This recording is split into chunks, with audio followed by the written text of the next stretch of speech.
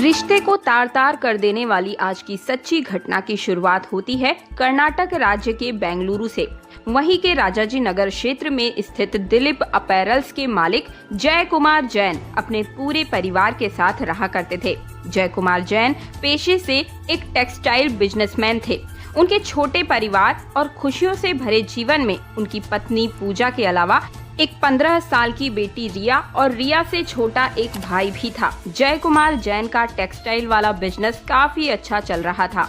यही कारण था कि जय कुमार जैन के पास पैसों की कोई कमी नहीं थी।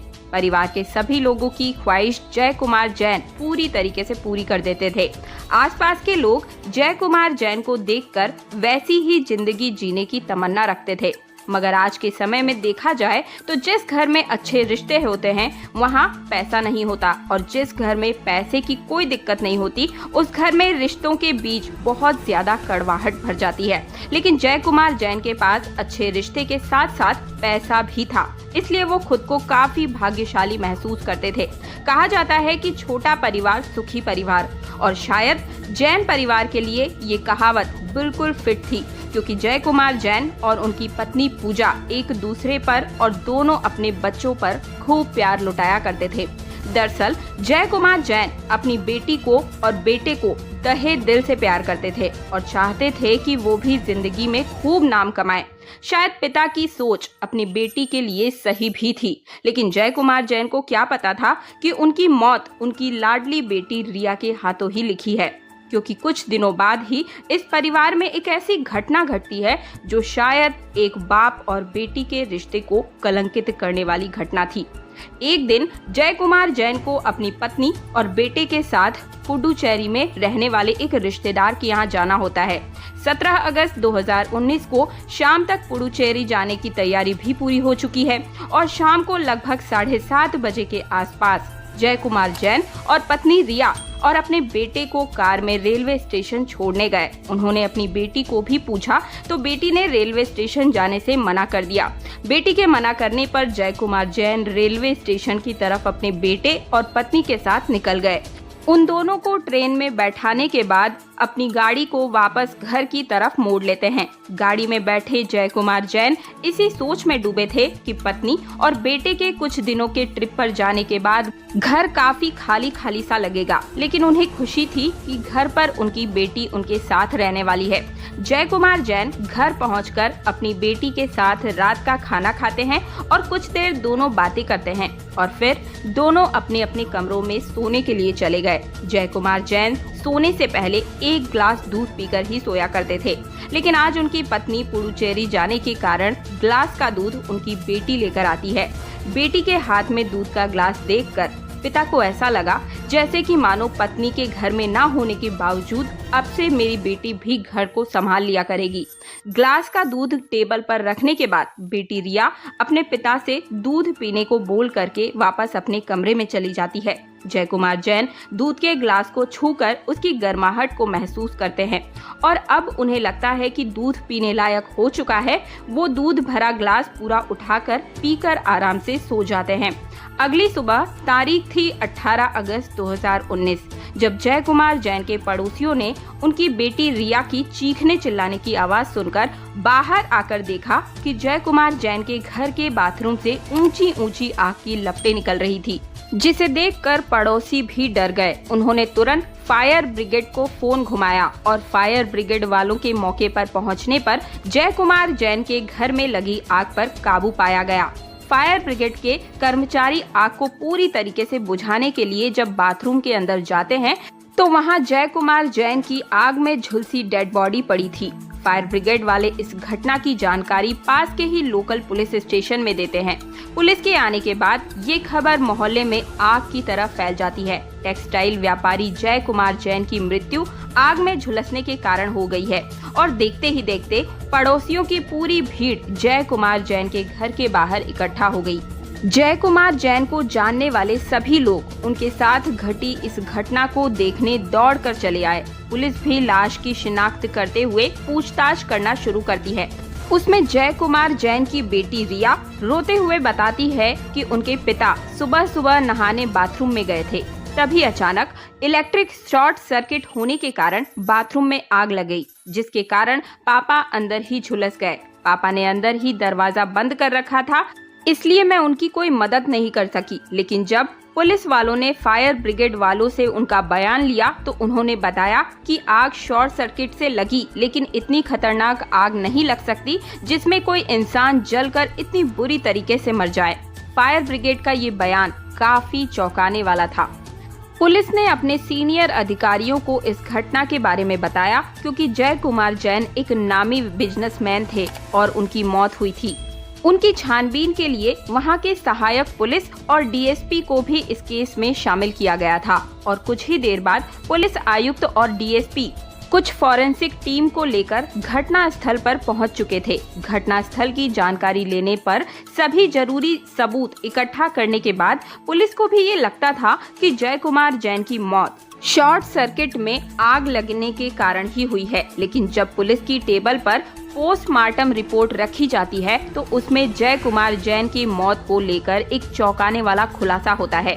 और वो खुलासा क्या होता है, ये जानने से पहले अगर अभी तक आपने हमारे चैनल को सब्सक्राइब नहीं किया है तो चैनल को सब्सक्राइब करके इस केस के बारे में आपकी क्या राय है वो भी मुझे कमेंट में जरूर बताइएगा। अब ध्यान से सुनिए। डॉक्टरों की पोस्टमार्टम रिपोर्ट ये बता रही थी कि जय कुमार जैन की मौत आग में झुलसने के कारण नहीं, बल्कि खून की कमी और ब्रेन में खून ना पहुंचने के कारण हुई थी।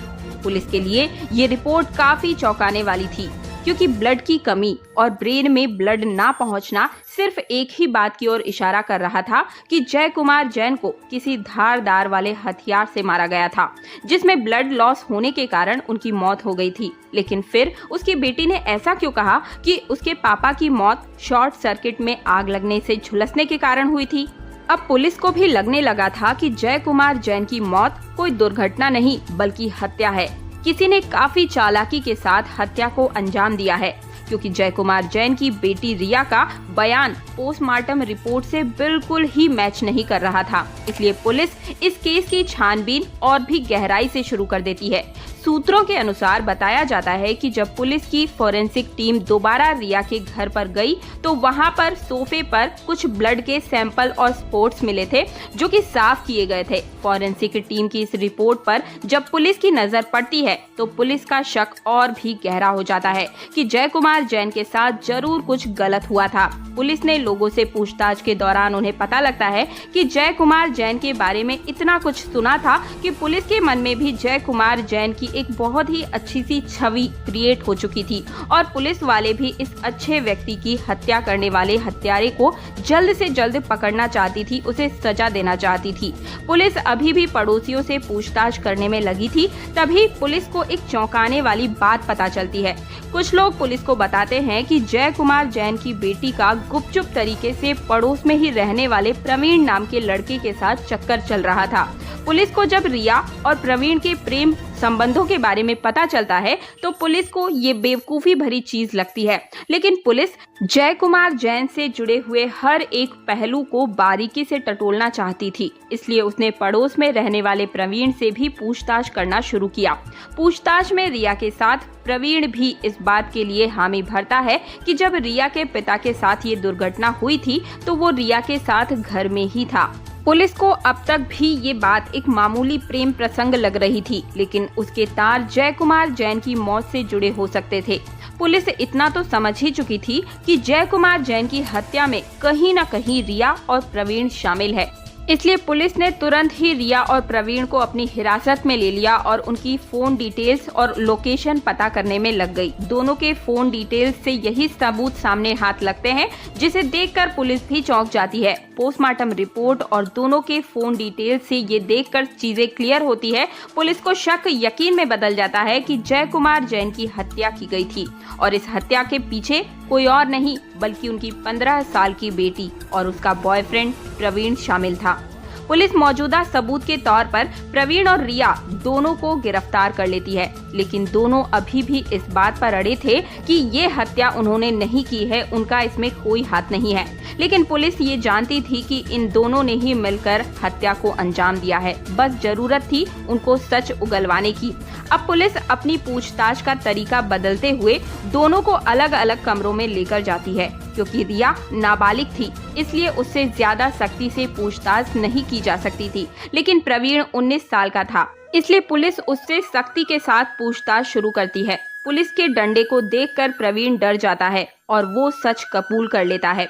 साथ ही प्रवीण इस हत्याकांड में रिया का नाम भी पुलिस वालों को बता देता है। रिया को जब पता चलता है कि प्रवीण ने अपना जुर्म कबूल कर लिया है तो वो भी टूट जाती है और पुलिस के सामने अपना जुर्म कबूल कर लेती है। हैरान करने वाली बात ये थी कि पुलिस ने इस घटना में, इस केस में अपना पूरा समय देकर इसे महज 24 घंटों में ही सॉल्व कर लिया था और पुलिस की पूरी छानबीन में रिया और प्रवीण को इस हत्या का दोषी बताया गया। लेकिन सवाल तो अभी भी आपके मन में होगा ही कि आखिर इन दोनों ने ऐसा क्यों किया, इस घटना को अंजाम क्यों दिया और कैसे दिया। तो चलिए जानते हैं एक भले इंसान जय कुमार जैन को जान से मारने के पीछे की पूरी कहानी की सच्चाई क्या थी। जय कुमार जैन की बेटी रिया बेंगलुरु शहर के ही एक इंटरनेशनल स्कूल में पढ़ा करती थी। रिया को प्यार करने वाला प्रवीण भी उसी स्कूल में पढ़ा करता था। प्रवीण के पिता एक प्राइवेट कंपनी में जॉब किया करते थे, लेकिन कुछ समय पहले कंपनी में उन्हें कुछ पैसे देकर कंपनी से निकाल दिया गया था। प्रवीण के पिता की नौकरी तो चली गई थी, लेकिन कंपनी ने उन्हें अच्छे खासे पैसे भी दिए थे। प्रवीण के पिता ने उन सारे पैसों को अपने बेटे के नाम से बैंक में जमा करा दिया था और उन पैसों से मिलने वाले ब्याज से अपने घर का खर्च चलाया करता था। जब प्रवीण को ये बात पता चलती है कि रिया उसी के घर के आसपास से स्कूल आती है तो उन दोनों में दोस्ती और भी गहरी हो जाती है। ये दोस्ती धीरे धीरे प्यार में बदल गई। लेकिन बात कुछ अजीब थी, क्योंकि प्रवीण रिया से 3 साल बड़ा था। रिया अभी 10वीं क्लास की स्टूडेंट थी, वहीं प्रवीण 10वीं पास करके शहर के किसी प्राइवेट कॉलेज में बीकॉम कर रहा था। इधर रिया का स्कूल प्रवीण के कॉलेज से थोड़ा दूर था, इसलिए दोनों का मिलना जुलना कम ही होता था। लेकिन फिर भी प्रवीण समय निकालकर रिया से मिलने चला जाया करता था और जिस दिन मिलने का प्लान नहीं बन पाता था तो वो दोनों फोन पर ही बात कर लिया करते थे। अक्सर घर पर रिया प्रवीण से फोन कॉल पर बात किया करती थी।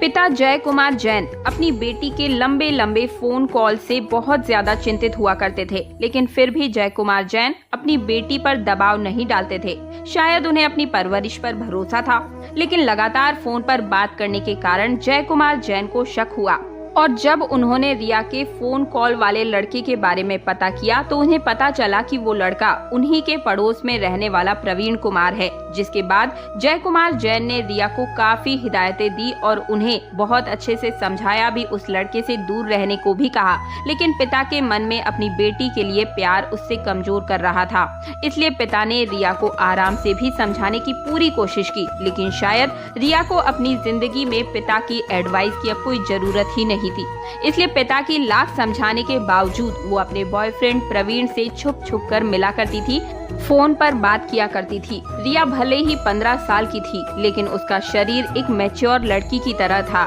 इसलिए वो सुंदर भी दिखती थी। अक्सर उसकी सहेलियां भी उसकी तारीफ किया करती थी। रिया को अपने परिवार का दबाव बिल्कुल भी पसंद नहीं था। स्कूल में अपने दोस्तों के साथ वो हमेशा पढ़ाई लिखाई से ज्यादा फैशन, मॉडलिंग और हॉट लुक वाले जो कपड़े होते हैं उनके बारे में बात किया करती थी। अब तक पिता को अपनी लाडली बेटी पर काफी गर्व हुआ करता था, लेकिन एक दिन रिया ने कुछ ऐसा कारनामा कर दिया जिसके बाद पिता को अपनी परवरिश पर शक होने लगा। दरअसल वो घर से झूठ बोल करके अपने बॉयफ्रेंड प्रवीण के साथ 5 दिनों के लिए मुंबई ट्रिप पर चली गई थी और वहां जाकर उसने खूब सारी मस्ती की। उसने हॉट कपड़ों में मॉडलिंग की कंपटीशन में भाग लिया। ये बात केवल रिया की माँ पूजा को ही पता थी, लेकिन बेटी के घर में ना होने के कारण जय कुमार जैन जब पूछने लगे तो पूजा को भी मजबूर होकर बताना पड़ा कि रिया मुंबई गई है। जब रिया मुंबई से घर वापस लौटी तब जय कुमार जैन को काफी गुस्सा आया और उन्होंने अपनी बेटी की पिटाई भी की और उसका मोबाइल तक छीन लिया। दरअसल पिता को यही बात पता थी कि रिया अपनी सहेलियों के साथ मुंबई गई है, लेकिन जब जय कुमार जैन ने उसकी सहेलियों को फोन किया तब उसकी सहेली ने बताया कि रिया मेरे साथ नहीं बल्कि अपने बॉयफ्रेंड प्रवीण के साथ मुंबई गई थी। उसके बाद वो गुस्से में लाल हो गया और उसने अपनी बेटी रिया की पिटाई भी कर दी। अब रिया अपने बचपन के खिलौनों और माँ बाप के प्यार को छोड़कर जवानी की दहलीज पर कदम रख चुकी थी और अब उसे अपने माँ बाप की सोच और विचारों से कोई फर्क नहीं पड़ रहा था। मुंबई ट्रिप वाली हरकत के बाद भी रिया को सोच में ज्यादा बदलाव नहीं आया। माँ बाप हमेशा अपनी बेटी रिया की फिक्र में डूबे रहते थे और उसे सुधारने के लिए कभी प्यार से तो कभी डांट के उसे समझाते थे। लेकिन रिया अपने माता पिता की सोच से बेफिक्र होकर हर पल केवल प्रवीण के बारे में ही सोचती रहती थी। वो किसी भी हालत में प्रवीण से दूर नहीं होना चाहती थी। उधर कुछ ऐसा ही हाल प्रवीण का भी था। रिया पर पाबंदी लगने के बाद भी वो छुप छुप कर किसी न किसी मौके से साइबर कैफे से या किसी भी तरीके से प्रवीण से मिलने जाया ही करती थी। जब जय कुमार जैन ने अपनी बेटी रिया का मोबाइल फोन छीन लिया, तब प्रवीण ने उसे दोबारा नया मोबाइल ला कर दे दिया। अब रिया चोरी छिपे रात को प्रवीण से बातें करती थी, लेकिन पिता भी अपनी बेटी पर लगातार नजर बनाए हुए थे। और एक दिन रिया रात को फोन पर बात कर रही होती है और पकड़ी जाती है। पकड़े जाने पर जय कुमार जैन उसे 2-3 थप्पड़ मारकर उसका मोबाइल फोन छीन लेते हैं। लेकिन इस बार पिता के थप्पड़ और मोबाइल फोन छीनने वाली बात का रिया के दिल पर गहरा असर पड़ता है। अब वो अपने पिता से और भी ज्यादा नफरत करने लगती है, आक्रोश भरी नजरों से देखने लगती है। रिया पिता की इस हिदायत और रोक टोक से बिल्कुल परेशान हो गई थी। रिया ने अपनी सारी बातें प्रवीण से मिलकर बताई और रोते हुए प्रवीण को कहने लगी कि मैं अपने बाप से परेशान हो चुकी हूँ, मुझे अपनी आजादी चाहिए। पुलिस के सामने ही रिया ने खुलासा किया कि जब पिता ने उसके मोबाइल फोन को छीन करके उसे थप्पड़ मारा था, उसी दिन रिया ने अपने पिता को मारने की प्लानिंग करना शुरू कर दिया था। मतलब जय कुमार जैन की मौत से 1 महीने पहले से ही दोनों उन्हें मारने की प्लानिंग बनाने लगे थे। लेकिन सही मौका नहीं मिलने के कारण उनका प्लान दिन ब दिन आगे की ओर पोस्टपोन होते जा रहा था। वो दोनों एक इंसान को मारने का सबसे आसान तरीका ढूंढ रहे थे। इसके लिए दोनों लगातार इंटरनेट पर हत्या को दुर्घटना में बदलने की कई सारी वीडियो देखा करते थे और कुछ वीडियो और फिल्म देखने के बाद दोनों ने जय कुमार जैन को मारने की पूरी प्लानिंग बना ली थी और उन्हें जय कुमार जैन को मारने का मौका 17 अगस्त को मिल गया। रिया की मां और उसका छोटा भाई एक पारिवारिक समारोह में पुडुचेरी जाने वाला था। जो पिता अब तक अपनी बेटी को जान से भी ज्यादा प्यार किया करता था, वही बेटी उसके पीछे पड़ चुकी थी मारने के लिए। वही बेटी अपने पिता के पीठ पीछे उसकी मौत की साजिश रच रही थी और वो भी सिर्फ अपने प्यार को पाने के लिए। जब 17 अगस्त को जय कुमार जैन अपनी पत्नी और अपने बेटे को रेलवे स्टेशन छोड़कर वापस घर आए, तो उन्हें रिया का बदलाव थोड़ा अलग लगा। रिया काफी खुश थी और पिता से काफी अच्छे तरीके से पेश आ रही थी। पिता को भी लगा शायद अब रिया को अपनी गलती का एहसास हो चुका है, इसलिए पिता भी खुश थे और दोनों ने साथ में खाना खाया, खूब सारी बातें की। खाना खाने के बाद रिया ने अपने प्लान के मुताबिक दूध में नींद की 6 गोलियां मिलाकर अपने पिता को दे दी। पिता अपनी बेटी की करतूत से अनजान दूध पीकर आराम से सो जाते हैं। लेकिन रिया अपने कमरे में इंतजार कर रही थी कि जय कुमार जैन पर कब नींद की गोलियों का असर शुरू होगा। थोड़ी ही देर बाद रिया अपने पिता के कमरे में आती है और अपने पिता को उठाने की कोशिश करती है, लेकिन नींद की गोलियों का डोज इतना हाई था कि शायद जय कुमार जैन मरी हुई लाश की तरह ही बेहोश हो चुके थे। पिता को बिस्तर पर अचेत पड़ा देख रिया की खुशी का ठिकाना नहीं रहा। वो तुरंत प्रवीण को फोन करके अपने घर बुला लेती है। प्रवीण भी प्लान के मुताबिक अपने साथ एक धारदार चाकू लेकर घर में आता है। इधर रिया ने भी अपने किचन से चाकू निकाला और दोनों ने जय कुमार जैन के शरीर के ऐसे बॉडी पार्ट पर हथियार से वार करना शुरू किया जिससे इंसान की मौत जल्द से जल्द हो जाए। बेहोशी की हालत में जय कुमार जैन ना तो विरोध कर सकते थे और ना ही अपना बचाव कर सकते थे। जय कुमार जैन दूध पीकर एक प्यारी सी नींद में सो चुके थे ताकि वो अगली सुबह उठकर सुबह का सूरज देख सकें। लेकिन शायद उनकी बेटी रिया को ये बात मंजूर नहीं थी। उसने अपने बॉयफ्रेंड के साथ मिल करके ही अपने पिता की हत्या का खौफनाक तरीके से अंजाम दिया।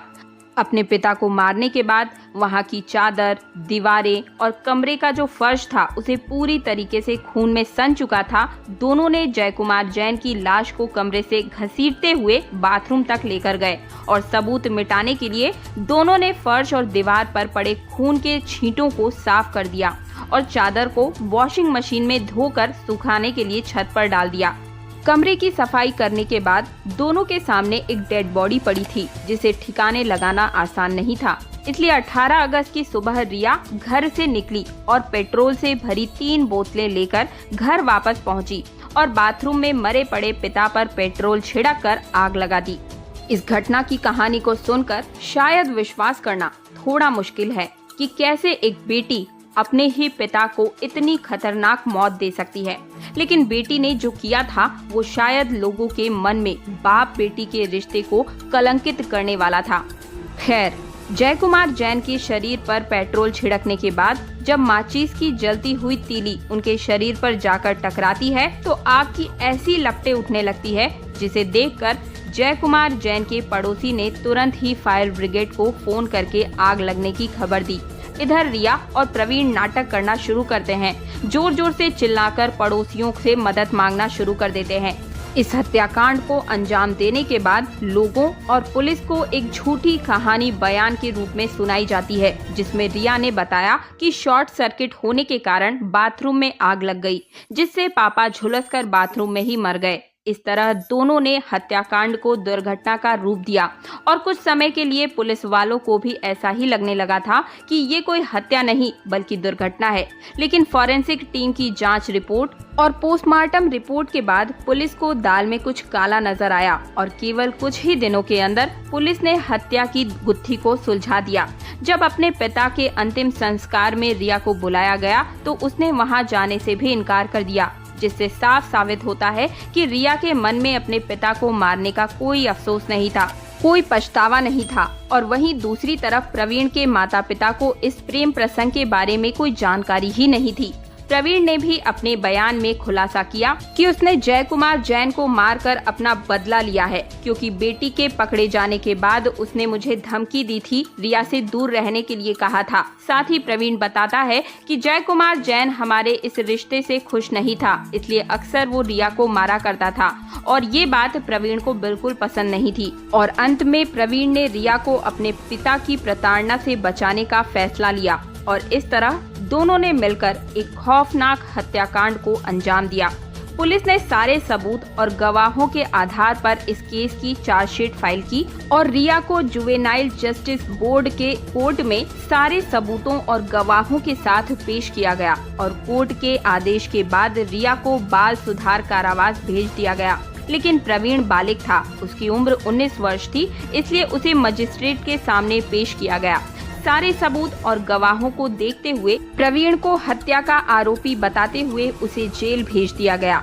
प्यार में पड़े दोनों ने एक भले इंसान की हत्या करने के लिए एक परफेक्ट मर्डर प्लान किया था, लेकिन शायद उनकी किस्मत में जेल की रोटी लिखी थी। दोस्तों, आपका इस केस के बारे में क्या विचार है, हमें कमेंट सेक्शन में जरूर बताइएगा। चैनल पर पहली बार आए हैं तो चैनल को सब्सक्राइब करके पास वाला बेल आइकन जरूर प्रेस कर दीजिएगा। वीडियो को लाइक करके कमेंट जरूर कीजिएगा दोस्तों, क्योंकि आपके कमेंट्स हमारे लिए बहुत इम्पोर्टेंट होते हैं। मिलती हूँ एक नए केस के साथ और ध्यान रहे, सतर्कता हर पल जरूरी है।